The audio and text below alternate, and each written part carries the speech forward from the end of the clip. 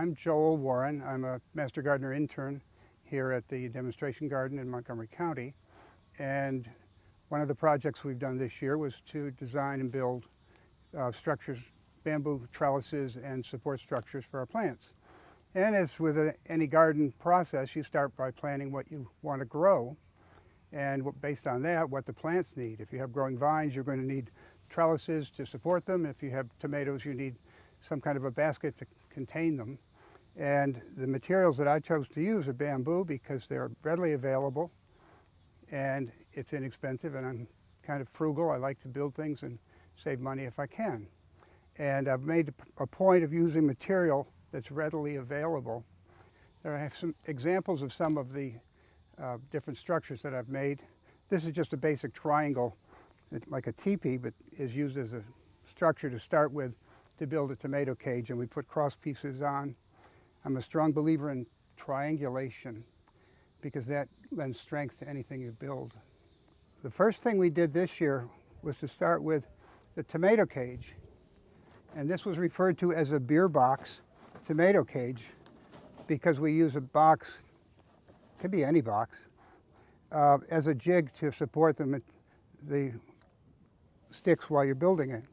And on this one you can see we've got an orange cable tie, very easy to put together, and then it holds everything together while you're building the cross members. You can cut it with almost any kind of a saw.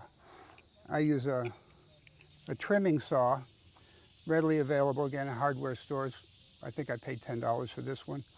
And it's got a nice big blade, big teeth. It cuts quickly, but you could use a hacksaw or any kind of a wood saw. Works perfectly fine. The material that I use for fastening is polypropylene cord. I like the polypropylene because it's somewhat elastic, and when you tie the knots, it squeezes the material together, so it makes it nice and tight. But again, cable ties readily available at the hardware store. I use a lot of twine.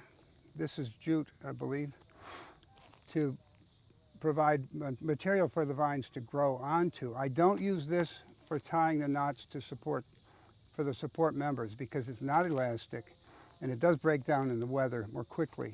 One of the things that a lot of people are intimidated by when they're growing stuff is not knowing how to do the knots.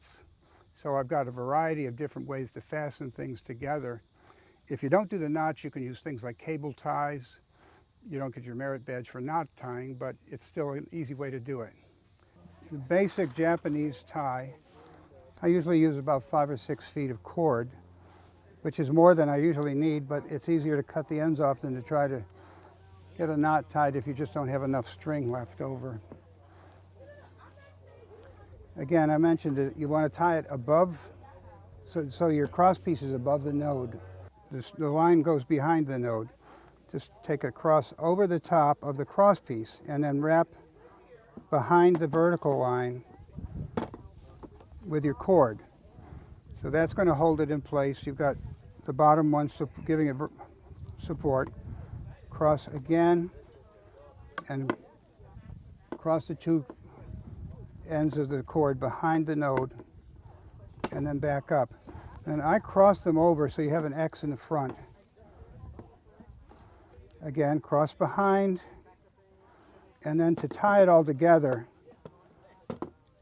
I do a half hitch, just a basic one line over the other at the top, and I pull that and then pull it down and tie another half hitch at the bottom. And what that does is to pull the two side pieces together. It stretches the cord a little bit and it locks the material together.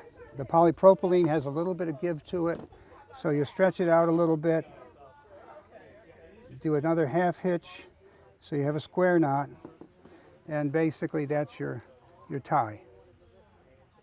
Great. To make it look prettier, you trim the ends off so you don't have a lot of loose string, but basically it's done at that point. And you can see the node is at the bottom, it's nice and tight, the line's not going to slide down the vertical stem. So you have good strength there. an important thing to remember when you build something like this is that you have to anchor it. And once I would build a structure like this, I would go around and take a shorter section of bamboo and my trusty hammer and just drive it into the ground and then tie the two together. The advantage of that, rather than trying to put the tall pieces into the ground, is you don't have to hammer over your head. And at the end of the season, you just disconnect it and you can take the structure with you. If you have a place to store it, you can use it again the next year. If you think about the bamboo being in the ground, that part's going to rot. So you may get one season out of a structure if you put it into the ground.